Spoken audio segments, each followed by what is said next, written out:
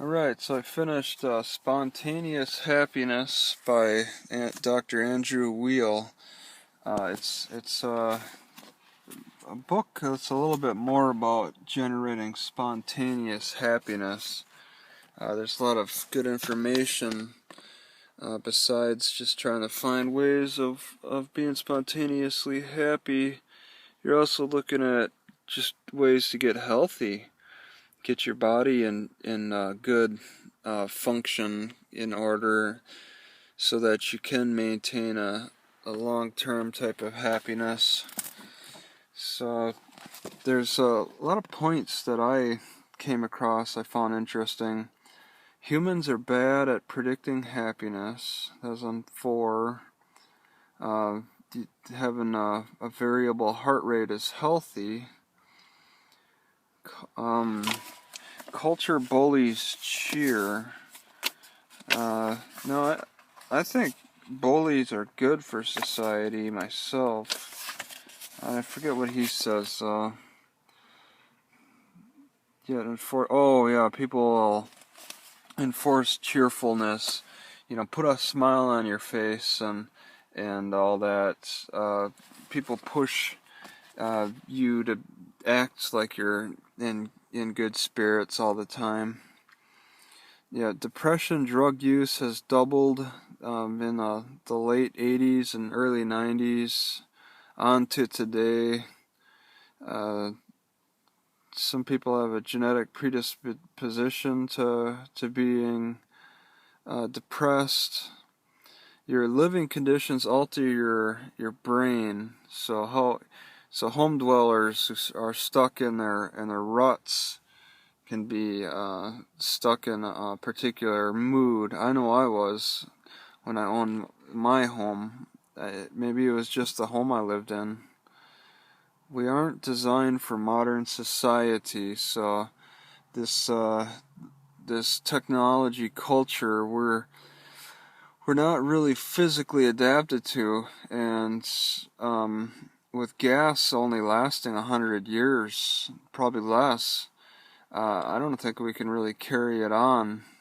We're going to have to go back to our more natural lifestyles eventually.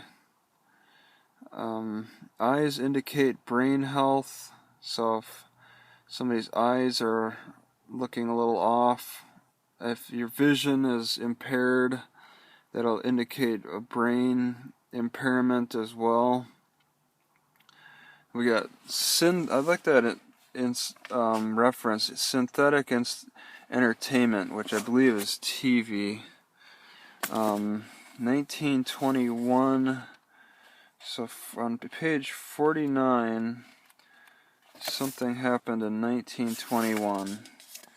German pharmacologists demonstrated that nerve cells communicate by releasing chemicals. So that prompted the whole chemical drugs for problems, various medical problems.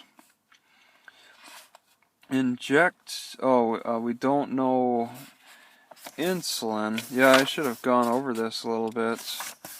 So what don't we know about insulin?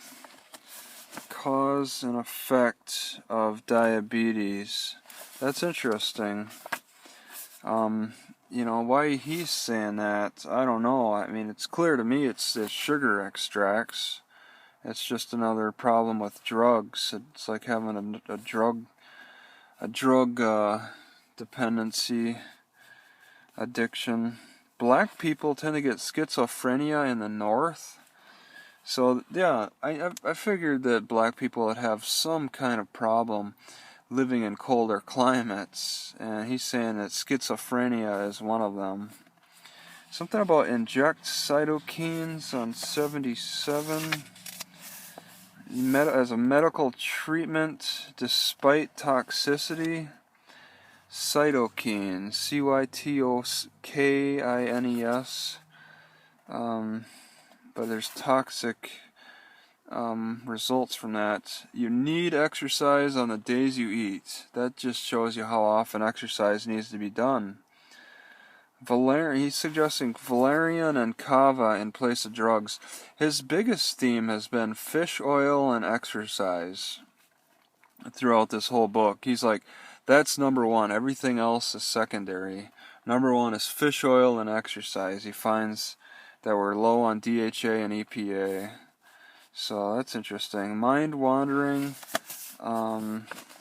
Something about...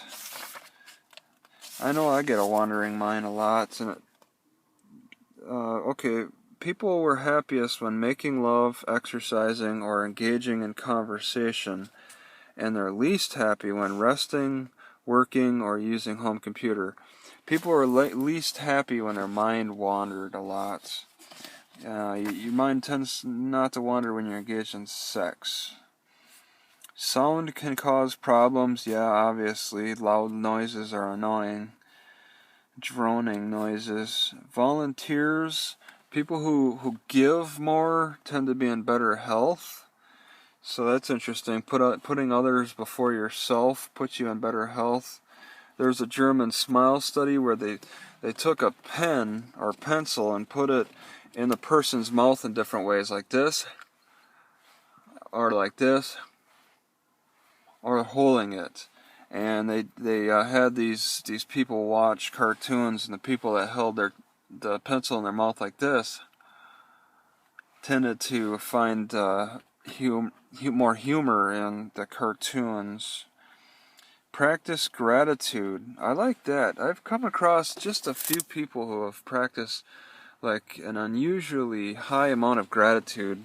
For some reason, for me, it seems to be redheads. I don't know, but they just... I think that's a good thing. Be very thankful for what little you have, what little you get. If you just practice gratitude for what you already have instead of constantly desiring more, you can be happy. So it's insightful.